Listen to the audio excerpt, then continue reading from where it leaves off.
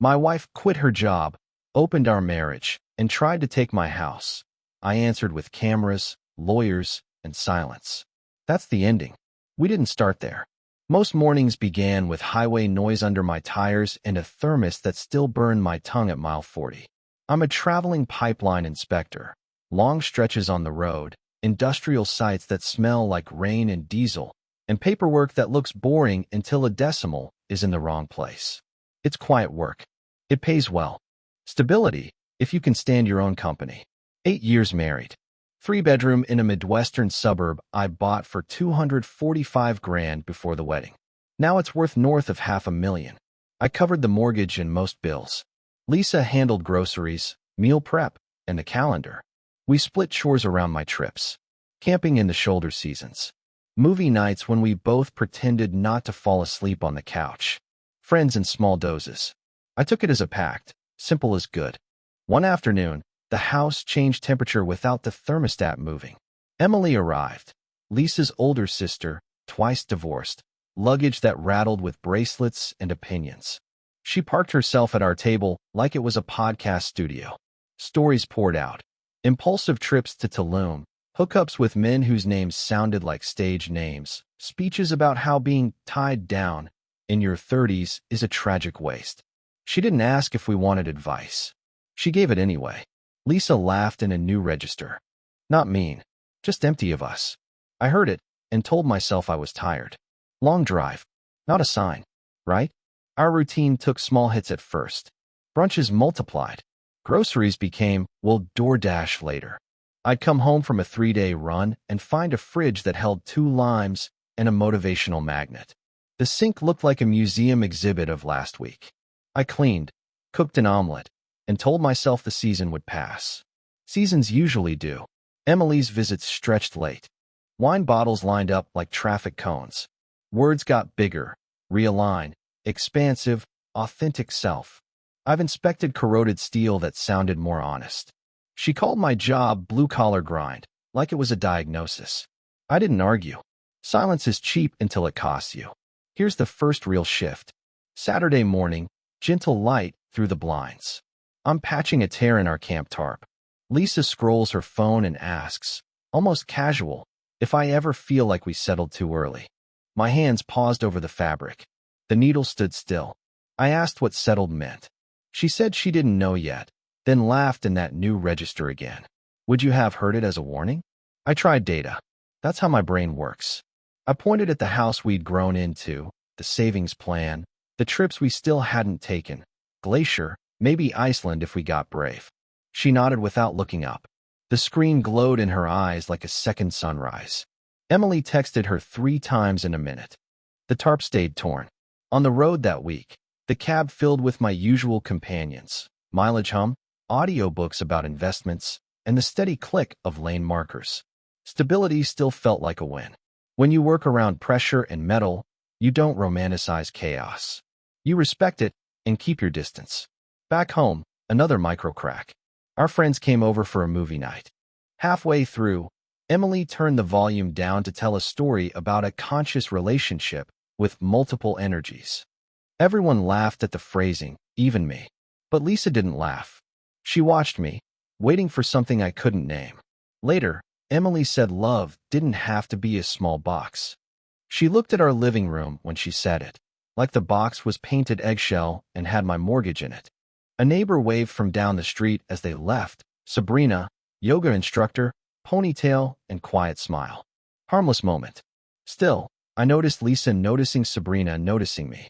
Static in the air for one breath, then gone. Or so I told myself. That night, I took the trash out and stood in the chilled dark, listening to the low electrical buzz from the streetlight.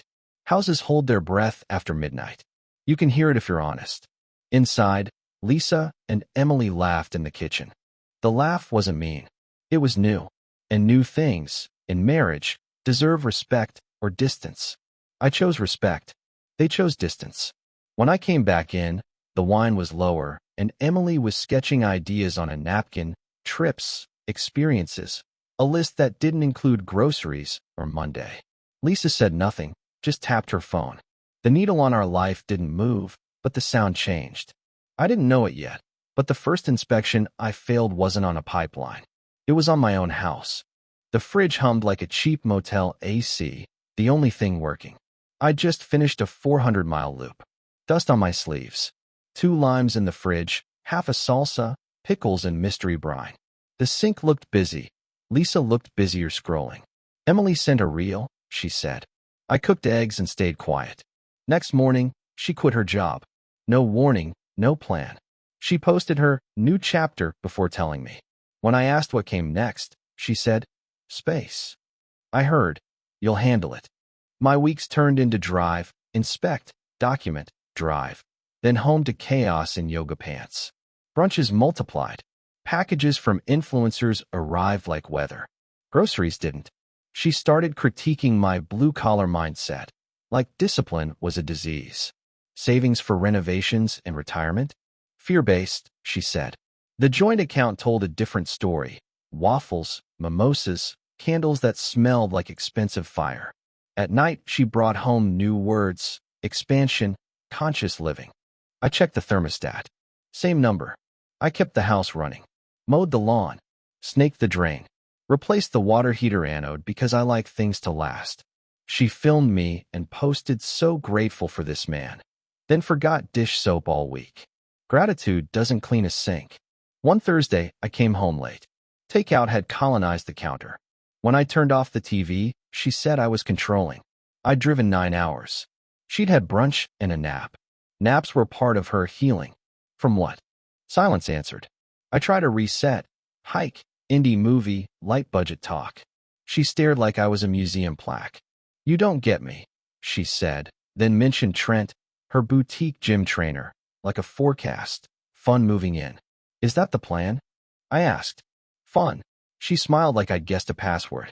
Chores became not aligned with my growth. Groceries somehow became my job, even when I was out of town. I'd leave cash. It turned into nails and smoothies. I made 2 lists, parts my Mustang needed and things my marriage didn't. Emily kept the drumbeat. Our house was a box, stability a prison with crown molding. I asked what freedom looked like. Options. Bills still show up for options.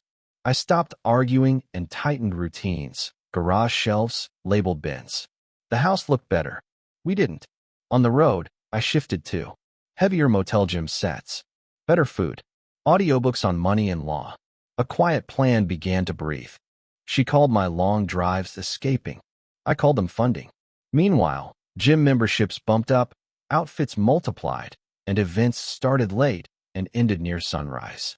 She called it networking. I called it lighting. Job search. She was manifesting a creative path. No portfolio, just the word. One evening, Sabrina, our neighbor, waved and asked about the Mustang. Harmless. Inside, Lisa clocked it and sharpened for the first time in months. Jealous, not loving.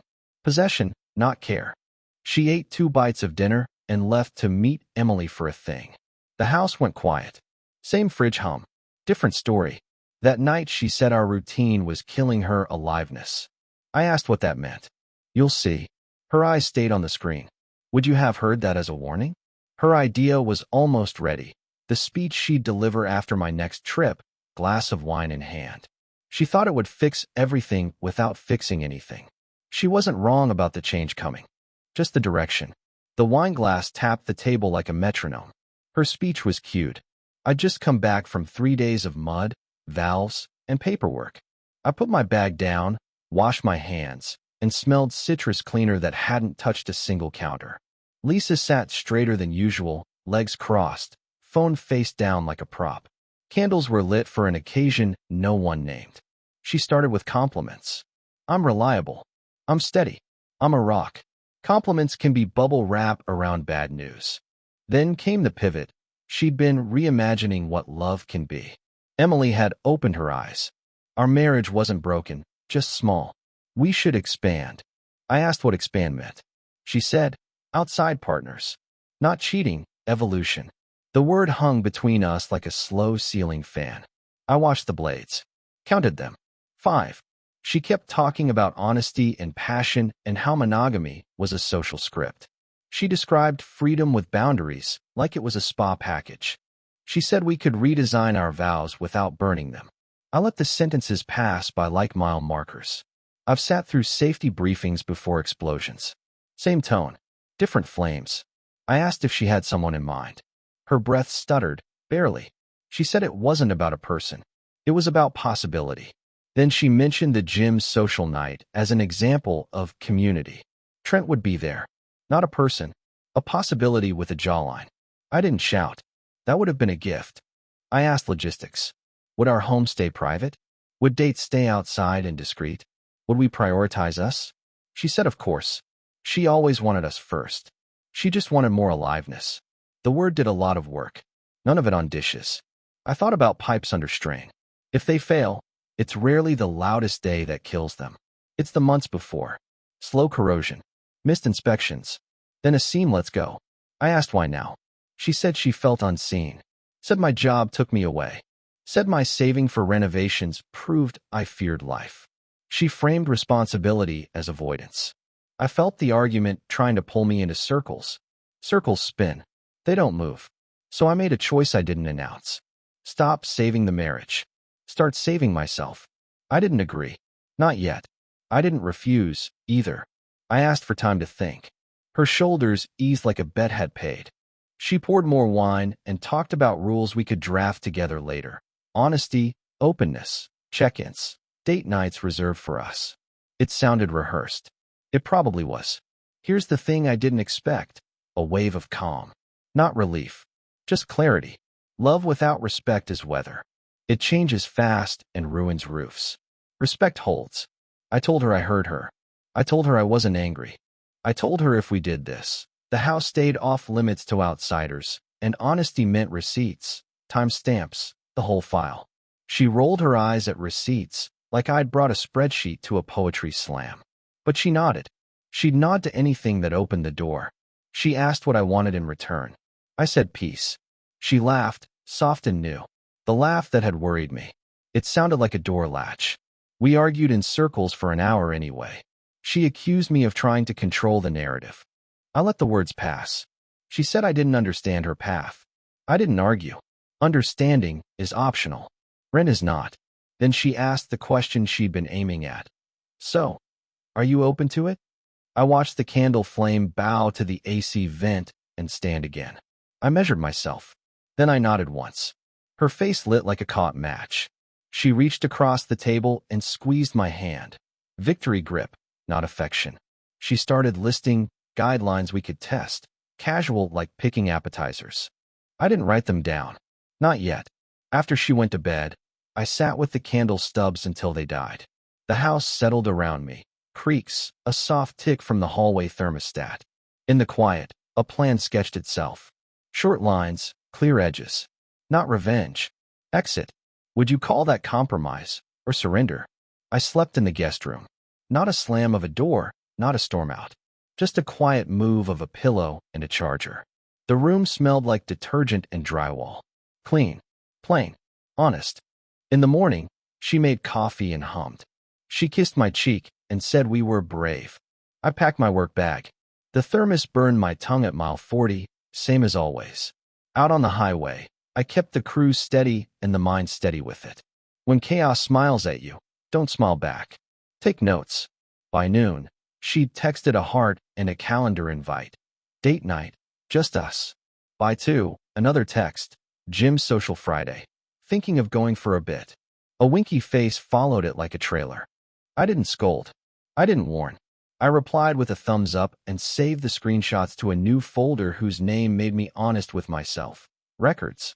Her rules arrived like a menu. Laminated, prepped, a little greasy at the edges. Honesty, check-ins, protected date nights, no attachments, and the big one. Our home stays off limits. I nodded like a man at a safety briefing he didn't request. Then the slide in. The boutique gym's Friday social. Low-stakes community. Trent would probably be there. Like thunder probably follows lightning. She braced for a fight. I said go. Her eyebrow twitched. First unscripted moment all week. Would you expect fairness from someone who rehearses freedom? When she left, I opened my laptop. New folder. Records. Ledger columns. Date. Time. Merchant amount. Screenshots clicked into place. Honesty without proof is decoration. Next, a separate credit union account. Clean slice of my next paycheck rerouted. Not secret, just separate. I kept mortgage auto pay where it was. I don't burn my own house to make a point. She floated through the week in studio to street outfits. Salon became self-care, then networking. Words did push-ups, the sink didn't. I handled the boring. Trash night, air filters, a squeaky hinge that stopped squeaking because I still live here. Friday brought good weather and sharper perfume. I reminded her of the house rule. Of course, she said, famous last words. At 9:12 p.m.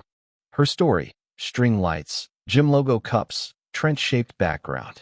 Caption, good energy. Screenshot.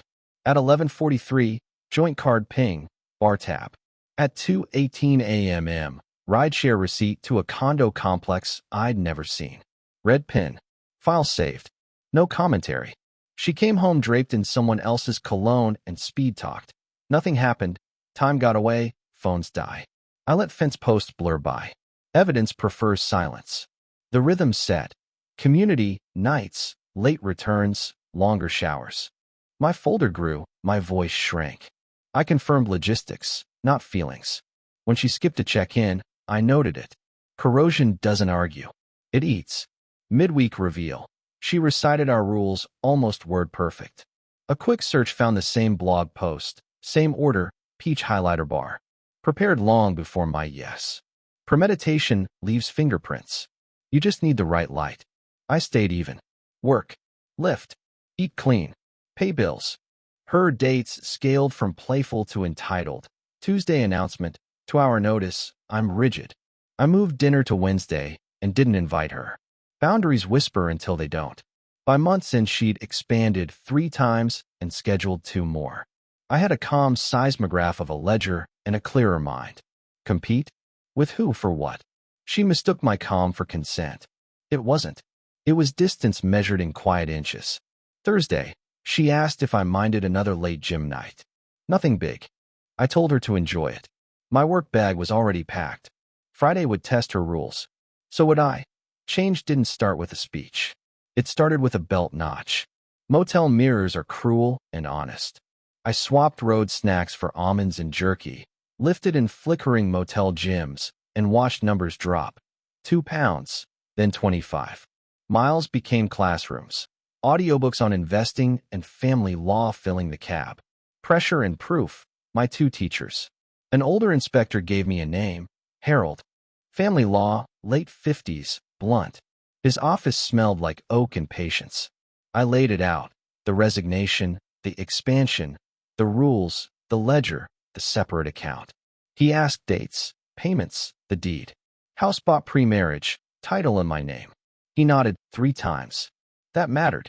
His advice was math, not pep talk. Keep paying the mortgage. Don't add her to the title.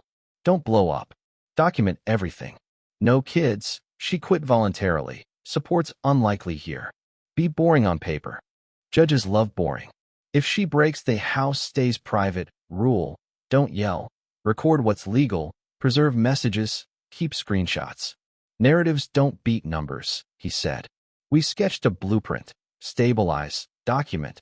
File when 3 clean months can sit on a judge's desk. I signed the retainer, left with a to-do list that felt like oxygen.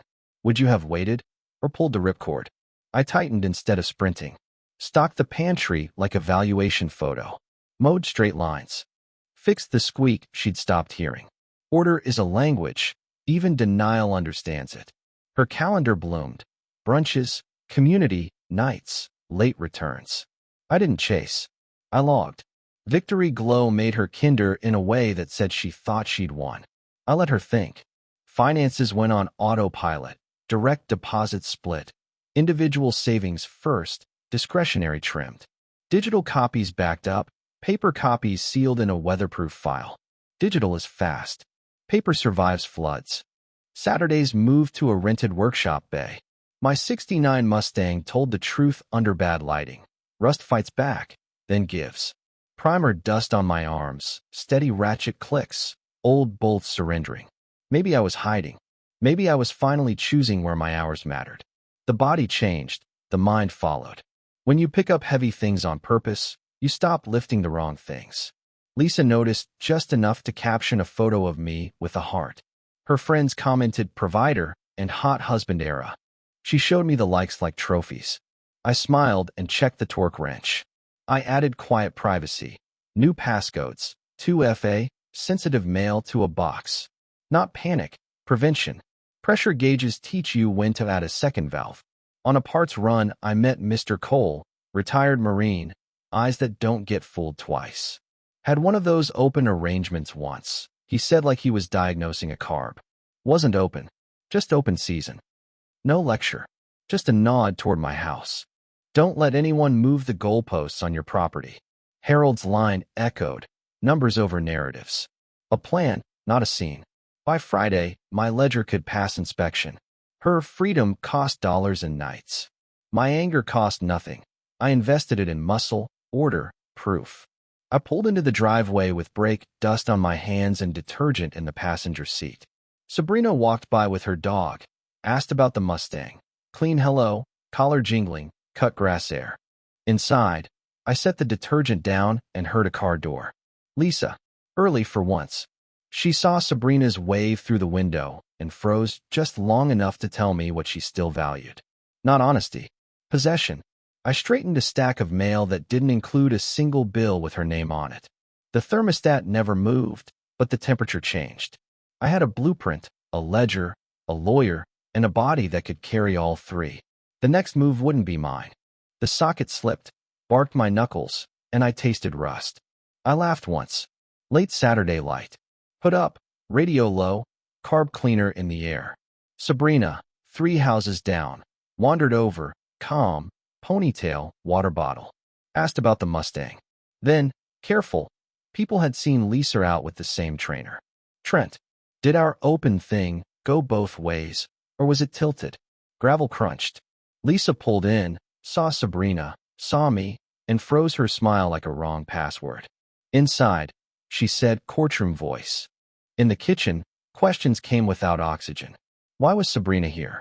Was I inviting attention? Trying to embarrass her? I kept level. I was working in the driveway. Sabrina said hello.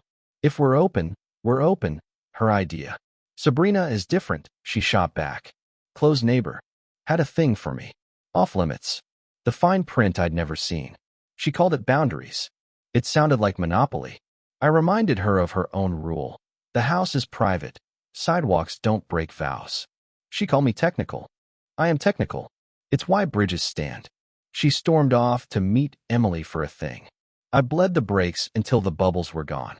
Pressure runs clean when air leaves the line. Next day, Sabrina left a note. Backyard cookout, a few neighbors. She wrote both our names. Lisa read it, called Sabrina manipulative, said if I respected our marriage, I'd skip it. Respect has more than one form. I went alone. Sabrina's yard smelled like charcoal and cut grass. Mr. Cole, retired Marine, second marriage, wrists steady over the grill, handed me a plate and read my face like a map.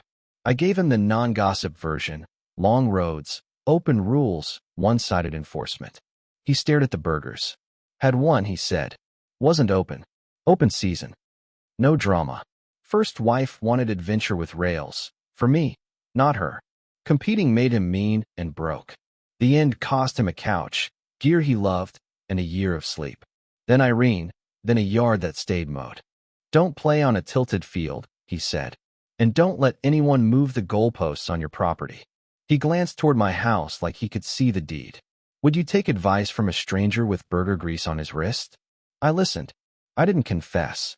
One voice is plenty in court, and it needs to be mine. Something in his cadence, the absence of bitterness, landed hard. A man humiliated without becoming a victim is dangerous in the right way. He knows where not to stand. Sabrina kept it easy. No flirting. Just neighbor talk and a polite dog leaning on my shin. She mentioned a beginner car meet next month if I needed a low-pressure goal. I said maybe. She didn't ask for a performance.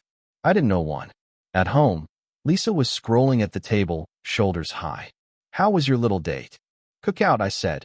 She smirked. Asked if Sabrina touched my arm when she laughed, oddly specific. Jealousy is a map. It marks real territory. I told her Mr. Cole grills well. She called him nosy. I said he was married, content, and outside feeding neighbors at sunset. She called me smug. Maybe. Or maybe I was done apologizing for oxygen. She pivoted. Trent had comped her a members-only event next week. Community, again. I asked if the house rule still stood. I roll. Of course, like a password she didn't plan to use. That night, I walked the hallway slow. Familiar creaks. AC whispering through ducts. Infrastructure does its job without applause. It reminded me of good men at work, and the man I still wanted to be. Cole's line kept ringing. Don't play on a tilted field. Ours had tilted so gradually I'd adapted without noticing. I'd been balancing on a slope and calling it compromise. I slept in the guest room. No scene. Just clean sheets and a quiet door. At dawn, coffee steamed the window. The blueprint I'd drawn with Harold had edges now. Cole's advice colored them in. Boundaries, documentation, dignity. One thing remained. Something quiet.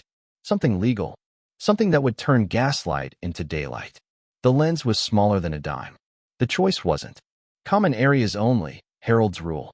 I read the statute twice. Motion cams in the living room and hall. Status lights off. Timestamps burned in. Doorbell covered the porch. Local storage to cloud and a thumb drive that lived in my truck. Night 2, 1:47 a.m. Front door, laughter, shoes on tile. Trent's voice. Kissing on my couch under my lamp. My bills neat on the table. A latch clicked down the hall. Bedroom off camera by design. House rule broken by choice. I didn't rewind to suffer. I saved it. Anger is sloppy. Evidence is tidy. Next clip. Lisa at my desk. Bottom right drawer. Bank envelopes photographed. Deed copy skimmed. Another photo. She didn't know I'd forwarded mail or rented a downtown box. Later, Emily joined her at the table. Tone like a coaching session. They rehearsed contribution, kept the home, curated value. And the phrase claim the house is partly marital. Emily tapped the wood like a gavel. I sent Harold a secure link with dates and notes. 8 minutes later. Clear violations. Keep originals.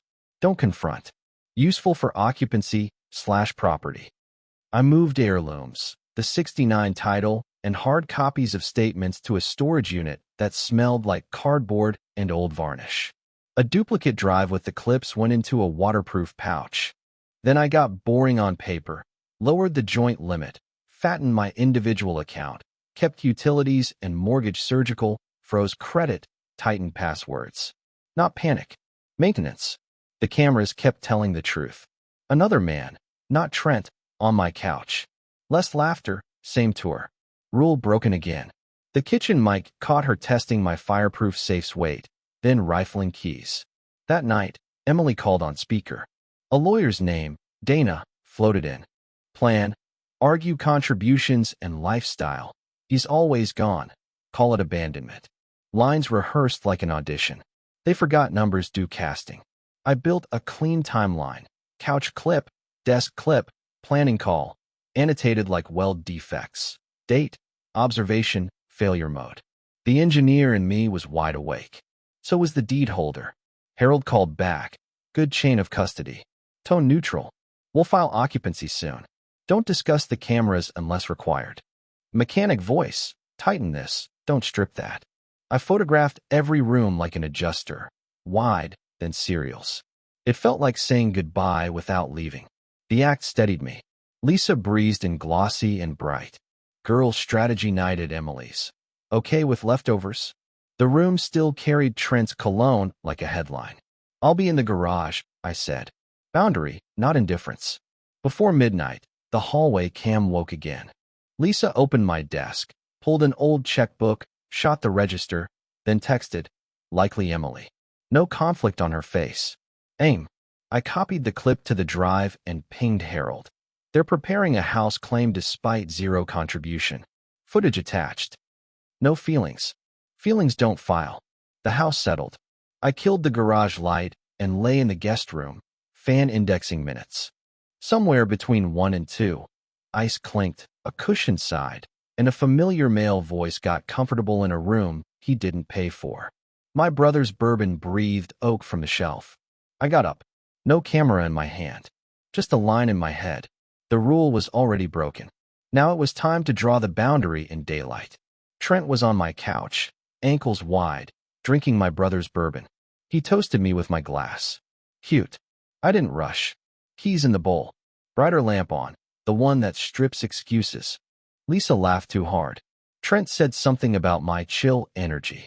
The room smelled like oak and someone else's cologne. I took his glass, set it on a coaster. House rule, I said. Remember it. She rolled her eyes. Rules evolve. Don't be rigid. Adult talk. I pointed once. This house is my separate property, bought pre-marriage, paid and maintained by me. You quit your job. You also brought partners in after agreeing not to. I added, even. Common area cameras recorded it. Legal. Time-stamped. Silence. Then Trent's grin died. He stood and edged for the door, mumbling about a misunderstanding. Lisa switched scripts, spying, controlling. I'm the reason she needs aliveness. I recited the law. Common spaces only, my residence, no bedroom cams. Narratives don't beat numbers, I said. She said I couldn't kick her out. The court decides, I answered. And the footage. Would you argue or execute? I'm done, I told her. Have been for months. This wasn't a fix. It was a countdown. I'll file. You can stay tonight. Tomorrow I won't be here. Then we'll request exclusive occupancy. Tears, rage, that new laugh. None of it moved the needle. I named Emily. I named the photos of my deed she took at my desk. Calm spins well when you've prepaid for it. I grabbed the pre-packed duffel, jeans, charger, document copies, thumb drive twin. At the door, I kept it simple. We were fine when respect lived here. You evicted it. I'm finishing the paperwork. The bourbon stayed on the shelf. Night air felt like steel after rain, clean, unforgiving. I texted Harold. Time to file for occupancy and dissolve. His reply inside a minute. My office 9 a.m. Bring chain of custody. Motel room. Loud AC, quiet mirror. I washed road and bourbon smell off my hands and let her messages stack. Emily's followed. I wasn't the audience anymore. I checked the drive. Clips labeled, notes tight, screenshots filed. Then closed the lid and lay back under a ceiling I didn't pay for. The hum matched my pulse until it didn't. One thought surfaced, sharp. Tomorrow we stop talking and start proving. Another followed, colder. What will she try between now and 9? Morning hit like a gavel. Harold's office at 9. Oak desk, legal pads, coffee that tasted like consequences. I handed over the drive, ledger, printouts. Chain of custody, ruler straight. He nodded once, dictated a declaration. Dates, charges, recordings, premarital deed, voluntary unemployment. The house rule she broke. No adjectives. Judges like nouns. We filed 2 things before the coffee cooled. Petition to dissolve and a motion for temporary exclusive occupancy. Deed stapled. Pen slid. This is the boring part, he said. Boring wins. Service out. Motel extended. I drove home to grab clothes and tools I didn't want reallocated. Lisa and Emily waited with a sharpened manifesto labeled proposal. Fantasy numbers. Half the house, a slice of retirement, $3,500 monthly support, health insurance, her legal fees. Emily added, open to negotiation, like a sticker on a used car. I set Harold's packet down, petition, motion, exhibits, case number in black ink. I'm not negotiating off a napkin, I said. Here's what's real. Temporary exclusive occupancy, premarital property documented, no kids, voluntary unemployment, recordings of partners in the house, receipts. I slid the ledger forward. Numbers, not stories. Lisa called me controlling, threatened to tell everyone I spied. I recited the statute. Common areas, my residence, legal. Her phone trail praising my provider era pairs nicely with the bank statements. Emily dropped a name. Dana, the tough attorney. Dana will eat this for breakfast. Dana will read the file, I said. Then decide about indigestion. Would you bargain with people who've already told you their values? Tears, then fury. then a smile that didn't touch her eyes. I packed shirts, work pants, the small metal box of spare keys, and photographed rooms like an adjuster. Wide, then serials. Boring on paper. Judges love boring. On the porch she hissed, "You're ruining my life. People will know what you did. People will know what we signed, who paid what, and what the cameras saw," I said, letting the doorbell cam record 2 adults not performing. In the truck, Harold called. "Hearing Friday, 10 a.m., Judge Lewis. Bring originals. If her sister floats a deal, decline. We want the order." Back at the motel, AC rattling like an old fan, I ironed a shirt on a towel and built the hearing kit. Exhibits A, H-lined and labeled. Thumb drive on keys, twin in the inner pocket. I rehearsed answers until they sounded like steel. Short, true, unbreakable. Emily texted from an unknown number anyway. "Let's be adults. Split the house 60/40ths, 18-month support. We walk away peacefully." I let the screen dim, then replied, "All negotiations through counsel." Lisa's voicemail swung from sobs to threats. "Drag Sabrina. Smear me at the gym.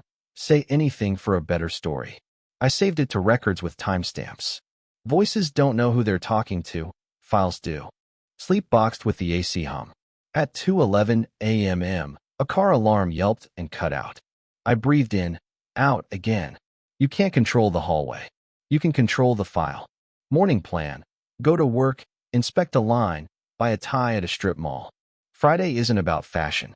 It's about posture, the stance of a man who won't be moved off his own ground. When the hearing notice pinged again, I reread it and felt the room align by degrees. Calm isn't gentle. Calm is ready. 2 days. 1 judge. And a house that already knew who it belonged to. Friday, 10 a.m. Judge Lewis read like a metronome, steady, unsentimental. Harold put exhibits A through H on the ledge. Chain of custody. Ledger. Doorbell clips. Deed. Lisa sat 2 chairs down with a court-appointed attorney who looked like he'd inherited the file at breakfast. Emily hovered in the second row, all confidence, no seatbelt. The judge asked 4 questions that mattered. When was the house purchased? Who pays the mortgage? Any children? What's this about outside partners in the home? Harold answered with nouns. I answered with dates. The room heard numbers, not stories. Judge Lewis granted temporary exclusive occupancy. 48 hours to vacate. No use of joint funds beyond basic necessities. Status conference in 30 days. Gavel done. Emily's face deflated like a beach ball in a thorn patch. Lisa didn't look at me. She looked at the exhibits, as if paper had betrayed her. Would you call that justice? Or just the power of boring facts? She moved into Emily's townhouse that weekend. Within a week, the calls shifted tone.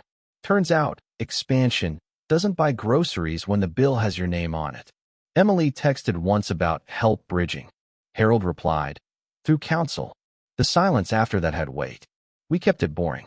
A financial planner mapped my accounts and history. House bought pre-marriage, retirement funded from my earnings, no commingling. Receipts for maintenance, insurance, taxes, mine.